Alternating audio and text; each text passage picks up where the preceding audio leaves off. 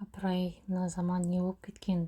Елдің бәрі жас жігітке тиіп жатқан несі? Ұялмайтын ұятсыздар деп инстадағы танымалдарды сөзбен сыбап, күйеуіме айтатын жанның бірі мен едім.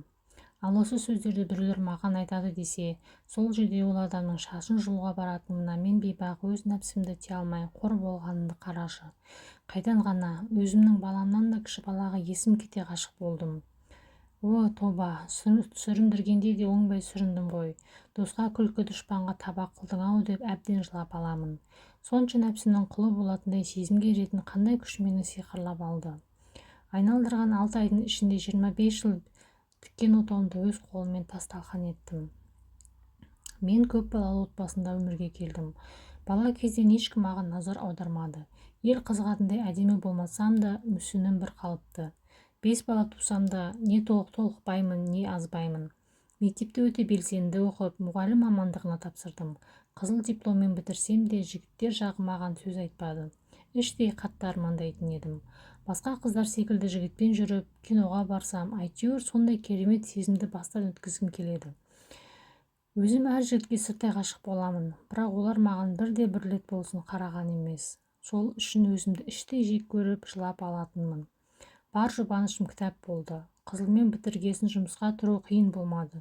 Мектепте мұғалім болып жұмыс жасадым. Негізі екінші курс оқып жүргенде жеңгеме туыс болып келетін құда балаға жеңгем таныстырып беріп жіберген. Күйеуім денелі келген, тұйықтау адам, мал бағып ауылдың шетінде ескі үйде тұрады. Менің күйеуімнің басқа туыстары да бар. Барлығы топырлап кішкентай үйде тұрамыз. Бірақ менің оқуым болғасын қалаға кеттім. Күйеуім қасыма келмеді. Бірінші орында малы болды. Сол кезде қатты өкінгенмін, ажыраса да алмаймын. Одан басқа еркек атаулысы маған қарамайтты. Оқуды бітіре сала әдейі ауылға бармай, қаладағы мектепке жұмысқа тұрдым. Күйеуім келіп кетіп жүргенде аяғым ауырлады. Сол кезден бастап ауылға кеттім. Содан 5 бала туғанша ауылдың адамына айналып, өзімді қатты тастап жібердім. Күйеуім сол баяғы малын көбейтіп әуре. Қанша малын сатып, барлық бауырларын асырап, оқытып, енді ғана өзімізге үй соғуды бастадық. Күйеуіме жалынып жүріп, қайтадан сырттай оқуымды оқып, малдың күшімен мектепте тұрған едім. Өз ауылымызда орын болмай, 2 сағаттық аудан орталығындағы мектепке тұрдым. 6 ай жұмыс істесем, ауылға қарай ауысып аламын дегесін күйеуім көнген еді. Бәленің бәрі осы ауданда жұмысқа тұрғалы басталды. Жұмысқа тұрғалы бөлек пәтерде жалғыз өзім тұрып жаттым. Күйеуім маған сенгендіктен бе, әлде ұшқынсыз түріме кім қарайды дейді ме, әйтеуір еш уақытта қызғанып көрмеген. Бір рет болсын тұрып жатқан пәтеріме келіп көрген емес.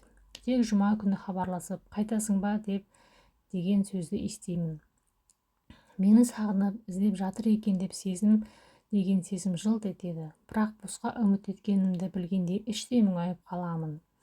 Күйеуім өзіне қажет кезде ғана түнгі міндетін өтейді, сосын теріс қарап жатып алады. Ал мен жылулық іздеймін, нәзік әйел екенімді сезінгім келеді. Бала кезден жылулық, еркелік көрмеген менде балаларыма да жылулық пен аналық махаббатымды бере алмадым. Не үшін туа бергенімді де түсінбеймін. Осылай бір қалыпты күндерім өтіп жатты. Жұмысқа дене тәрбиесінен беретін мақсат атты жас бозбала келді. Әріптестер болып таныстық. Әдеттегідей басқа әріптестер секілді. Бұлай бір қарағанда сымбатты жігіт, спортпен айналысатын жігіт қой. Менің үлкен баламнан жасы кіші бала екен. Менің сыныбым бар еді. Құлағым шалып қалғаны, ол жігітті қыздар ұнатып жүреді екен. 90 аяқталып, бағалау уақытында жақсы оқитын қыздарым төмен баға алғаны үшін менен көмек сұрады. Апай, біз киім әкелмегеніміз үшін төмен баға қойып берді. Көмектесіп жіберіңізші, деп оқушыларым тәттілерін ұстатып өтініш айтты. Оқушы қыздарым үшін ол жігітпен сөйлесуге барсам, спорт залда жаттығып жатыр екен. Бір түрлі сезім бойымды шарлап өтті. Кинодағы шымыр денелі жігіттерге ұқсайма қалай деп іштей таңғалғанымды жасырған емеспін. Көзімді алмай мөлтиіп қарап қалыппын. Шымыр денесіне көз алмай қарап тұрғанымды ол жігіт байқап қалды. Сөз қатпастан шығып кеттім. Сол күні мектепте жиналыс болып, жұмыстан кеш қайттық. Қырсыққанда такси тоқтамай аялдамада күтіп қалдым. Аялдамада көңілім түсіп тұрғанда жаныма көлік тоқтап, апай, мініңіз, жеткізіп салайын деген мақсаттың даусы жүрегімді елжіретті. аяқ-қолым дірілдеп өзіне бағынар емес.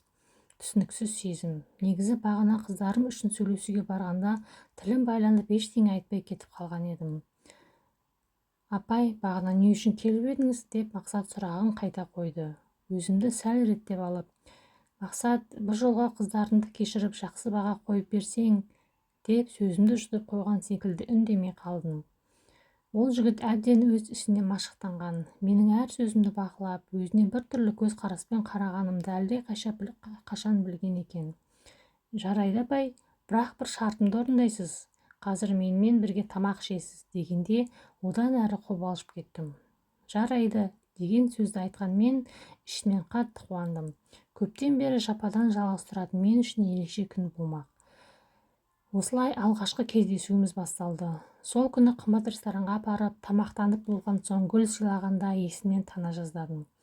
Негізі ойладым, тамақтың ақшасын өзім төлеймін екен деп. Бірақ Мақсат бәрін өзі төледі. Есімді жиып, мына гүлді не үшін бердің? Бұл енді тым ұят. Апай, менімен тамақ ішкеніңіз үшін көп рахмет. Өзім сыйлағым келді. Ұнамай қалса басқа гүл алдырайын деп сыйлап жатты. Рахмет деп іштей өзінің біреуге керек екенімді сезіндім. Сол түні таңға дейін есімнен Мақсат кетпей, 16 жастағы бойжеткен секілді сезімнің құшағында сан түрлі қиялға берілдім. Кім ойлаған өз баламнан кіші жігітке есі кете ғашық болатынымды. Сол күннен соң үнемі кешке көлігімен үйге әкеліп тастайды. Ара-тұра міндетті түрде бірге тамақ ішеміз. Ал маған үнемі гүл мен шоколад сыйлап өзіне әбден ынтықтырып қойды. Тіпті одан қанша жас үлкен екенімді ұмытып кетіппін. Мен де бойжеткен секілді киімдерімді жаңалап, бояна бастадым. О, тоба, осы күнге дейін өзіме бір ретте қарамаппын. Әйел екенімді енді сезініп құлпыра бастадым. Құлпырып ауылға барған сайын күйеуімді бұрынғыдай емес, жақсы көретінін айтып құшағына алып жататынын шығарыпты. Әлде сыртта жүргесін сағынып, енді қадірімді біліп жатыр ма екен?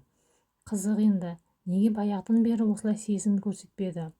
Ал менің күйеуіме деген сезімім әлде қашан өскен. Қазір Мақсатқа өлердей ғашықпын. Онымен түнімді өткізуге даярмын ау. Бірақ әлі ол мені зарықтырып күттіріп жүр. Мақсат менің барлық сырымды біліп алды.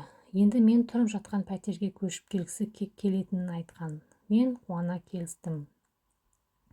3 ай ізімнен қалмай гүлін сыйлаған Мақсат пәтеріме қоныстанып алды. Бір пәтерде тұратын екеумізге ешкім ештеңе кедергі болмады. Пәтеріме көшіп келгелі мені үнемі түнде арам ой азғырды.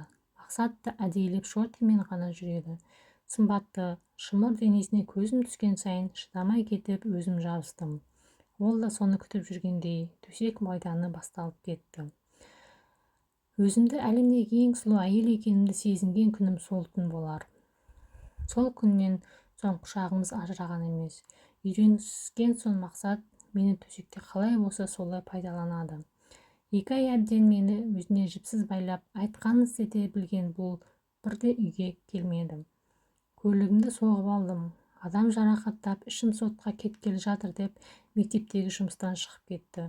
Көңілдесімді аман алып қалу үшін кредит алып бердім. Тіпті өз атында тұрған жаңадан салынған үйімді сатуға шығардым.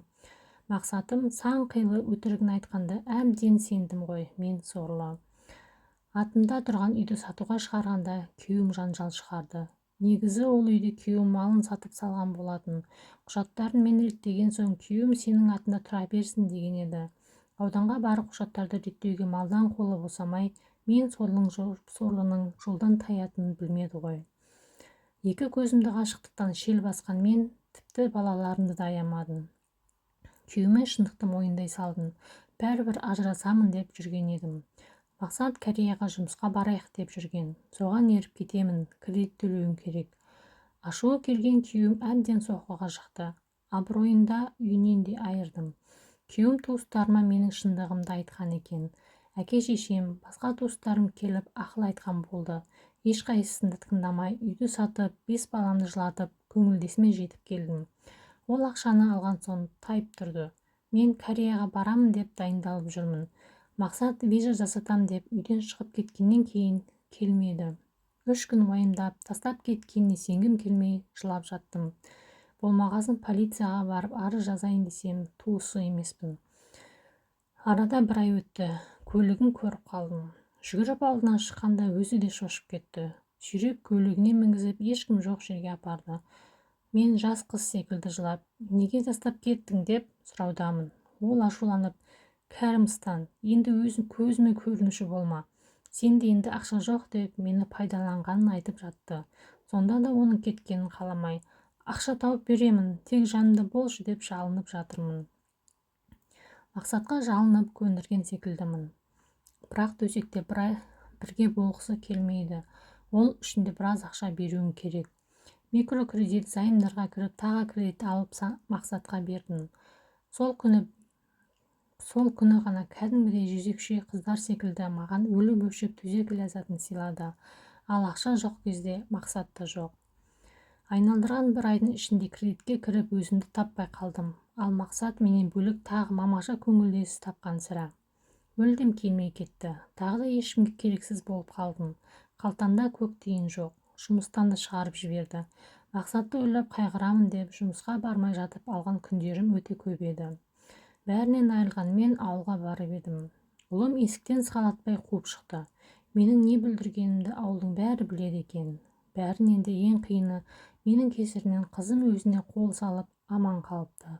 Ауылға соңғы рет келгенімде күйеуімді 15 күнге қаматып кеткенімді ұлым бетіме басып, көз жасы тыйылмай мені көкірегімнен итерді. Тұңғыш ұлым ғой. Үйді бітірген соң үйленемін, мама сізге келін әкеп беремін деп айтып жүрген ұлымды жер қылдым-ау. Осы тұңғышым өмірге келгенде енемнен тығылып жүріп иіскеп, құшақтап сүйгенім аналық махаббат емес пе? Барлық баламды енем өсірді. Мен тудым. Қалған уақытта үйдің бітпейтін тірлігімен айналысып, балаларыма еш көңіл бөлмедім. Бұрын балаларымды сағынып іздемеуші едім. Енді міне бәрінен айырылған кезде балаларымды ойлап, қаншалықты қателік жасағанымды түсіндім. Ауылға келгенімді күйеуім естіп, мал бағып жүрген жерінен жетіп келді. Өте ашулы. Тұңғышым сонда да мені қорғап, әлде әкесінің қолын қанға малғысы келмеді ме екен?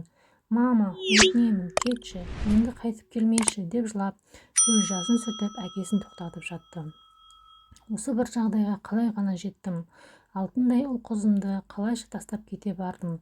Осы сұрақтармен әлі де басым қатуда. Қазір посуда жуып өмір сүріп жатырмын.